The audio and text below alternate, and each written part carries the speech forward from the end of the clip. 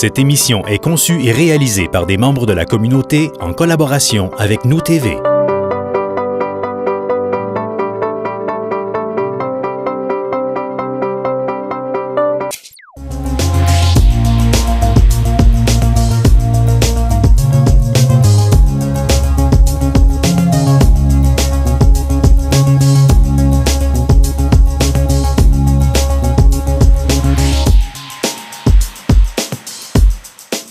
Bonjour, bienvenue à votre capsule financière. Aujourd'hui, on parle d'argent, de beaucoup d'argent, avec notre conseiller en placement, Sylvain Marleau. Bonjour, Sylvain. Bonjour, Geneviève. Sylvain, on parle beaucoup de l'endettement des Canadiens et des gens d'un peu partout sur la planète, mais on parle pas souvent des gens qui ont de l'argent. Et ça, il y en a plusieurs partout dans le monde. Oui, Geneviève, il y a partout sur la planète, ici au Québec, alentour de nous, il y a des gens qui font de l'argent. Il y a des gens qui créent de la richesse. Il y a des gens que leur compte de banque monte à chaque mois. Historiquement, là, on peut dire que les Québécois ont toujours eu une difficulté avec l'argent. Bien, Geneviève, je pense que c'est accepté de dire qu'il y a longtemps, les Québécois francophones avaient la difficulté avec la relation avec l'argent. C'était, jusqu'à un certain point, péché de faire de l'argent. Mais aujourd'hui, en 2018, je pense que ça a beaucoup évolué. On a beaucoup de Québécois, francophones, anglophones, beaucoup de Canadiens qui ont eu des gros succès au niveau de l'argent. Je pense que la vie, c'est un jeu de Monopoly. On vit dans un système capitaliste. Je pense qu'en ce moment, au Québec, on en est pas mal rendu là. Et justement, il y a des gens qui sont riches dans plusieurs domaines, là. Oui, dans tous les domaines d'activité, il y a des gens qui ont fait de fortunes colossales. On peut penser à des Québécois ou à des gens à l'international. À titre d'exemple, si on prend dans le domaine des artistes, bien, on a notre Céline Dion. On peut penser à Madonna, à n'importe quel autre artiste. Dans le secteur industriel, bien, écoutez, il y a la famille Ford qui a un succès qui date de la révolution industrielle. On a les Molson ici qui ont produit la bière, et puis c'est une bière qui est vendue de par le monde.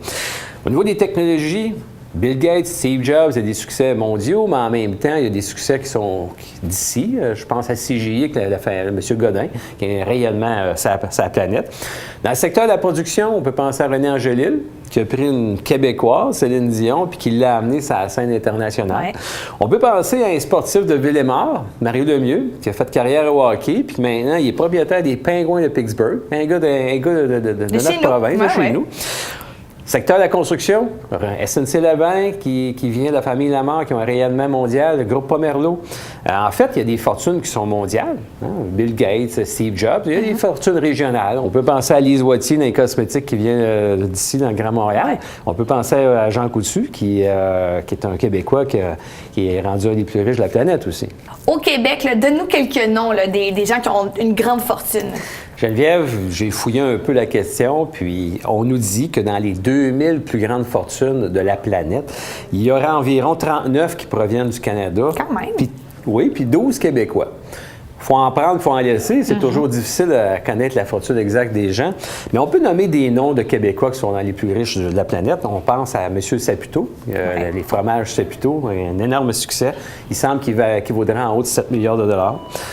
Deux personnes qui sont mis riches avec les dépanneurs Alimentation Couche-Tard, c'est-à-dire Alain Bouchard et puis Jacques Damour, des associés là-dedans. On peut penser à M. Miller, qui a fondé Futur Électronique, qui est moins connu au Québec, mais il semble qu'il vaudra en haut du 3 milliards de dollars. La famille Brofman, qui ont eu des expos, qui ont eu Seagram, qui ont eu un succès planétaire, il semble que c'est en haut de 3 milliards. Wow. Jean Coutu, on parle d'en haut de 2 milliards. M. Godin, Serge Godin, CGI, qui a un rayonnement planétaire, 2 milliards. On pense à Guy Laliberté, le Cirque du Soleil, un énorme succès qui est parti de pas grand-chose et puis qui a un succès mondial. Il semble que ce serait aux environs du 2 milliards. M. Jarilowski, qui a fait sa fortune dans la gestion de patrimoine. Les recherches que je faisais, il parlait de 1,7 milliard, mais il vient de vendre sa firme, là, et puis il a sûrement ajouté 500 millions à son compte de banque. On peut penser à la famille Pelado, puis il y a d'autres noms qui ne sont pas dans les plus riches du monde, mais qu'on devrait nommer. Je pense à la famille Audet, qui sont propriétaires de Cogeco. On pense au Molson, on pense au Desmarais, Power Corporation, qui ont un rayonnement très important aux États-Unis et en Europe.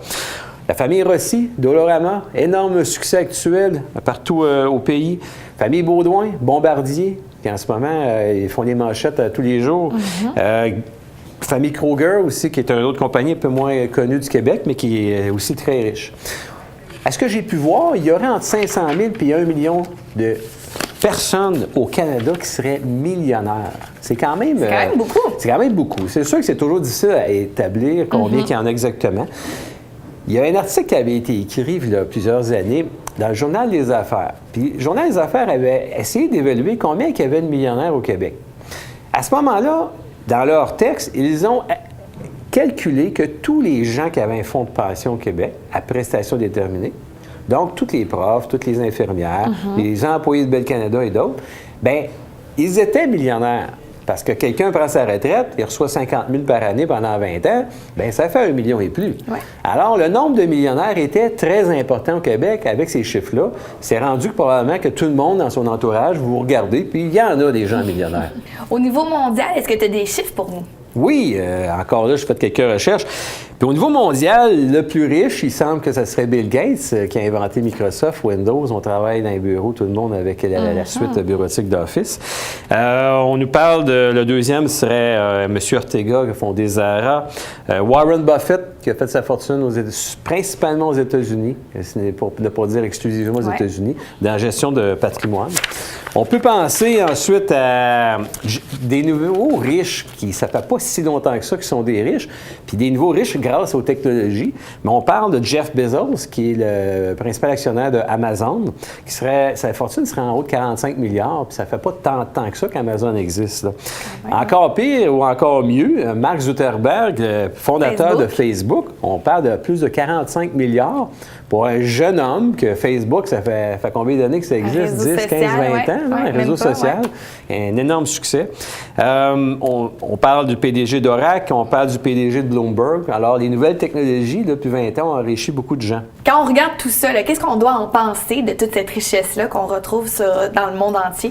Bien, outre le fait qu'on peut, certains pourraient être scandalisés, que les riches s'accaparent une grande partie. Les plus riches, je dirais, s'accaparent une grande partie de la richesse mondiale. Mais il faut aussi noter que ces gens-là créent des emplois. Il faut aussi noter que ces gens-là font travailler des gens dans leur entreprise. Parce que la plupart de ces gens-là, c'est des gens en affaires.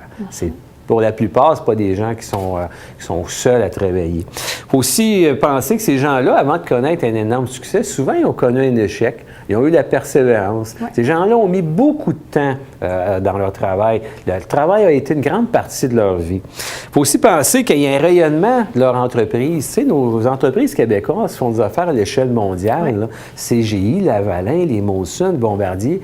Mais écoutez, on a un rayonnement mondial là-dedans. Ces gens-là dépensent aussi localement.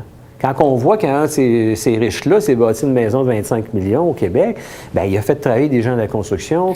Il dépense de sa fortune ici. On a besoin de ces richesses-là. On pense aussi que ces gens-là, c'est une ouverture aujourd'hui sur le monde. Je vous ai nommé les plus riches. Bien, écoutez, ils sont plus riches à cause des technologies, entre autres. Bien, ça, c'est un rayonnement mondial.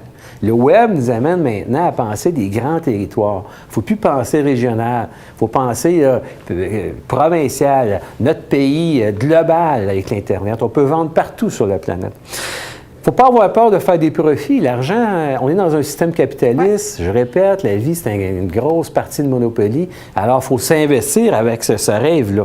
Puis, il faut être en affaires bien souvent. Okay? Tous ces gens-là qui ont réussi sont souvent en affaires. Merci beaucoup, Sylvain, pour ces informations. Aujourd'hui, on en a appris beaucoup. Geneviève, j'ajouterais là une phrase qui a été rendue célèbre par notre célèbre Elvis Gratton du Québec. Il faut que les gens se disent « think big ». Avec les quelques mots qui suivent que je ne dirai pas en nombre. Avec ça, on va loin avec cette pensée-là. Effectivement, la vie, c'est une grande partie de Monopoly, puis il faut s'investir dans cette partie-là si on a envie de prendre notre chance de faire une fortune. Merci beaucoup, Sylvain. On se retrouve une prochaine fois pour votre capsule financière. À bientôt.